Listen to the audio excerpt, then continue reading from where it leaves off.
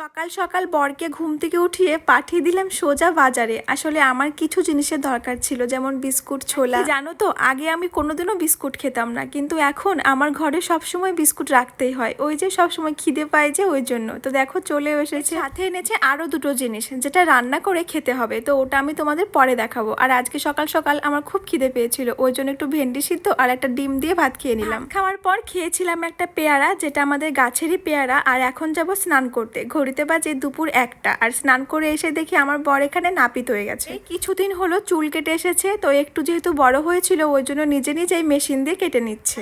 ভাত খেতে বসে তোমাদের কমেন্টসগুলো পড়ছিলাম, আর তোমাদের কমেন্টগুলো পড়ে আমার যে কি ভালো লাগে কি বলবো। আর তোমরা যে আমাকে এত ভালোবাসো। যেহেতু প্রথমবার মা হচ্ছি, তাই কিন্তু আমি অনেক কিছু জানি না। আর তোমরা যখন আমার ভুলগুলো আমাকে ধরিয়ে দাও, তখন কিন্তু আমার খুবই ভালো লাগে। তো তোমরা আমার পাশে এভাবেই থেকো। চলো আজকের মতো ভিডিওটা এখানে শেষ করছি। সবাই ভালো থেকো।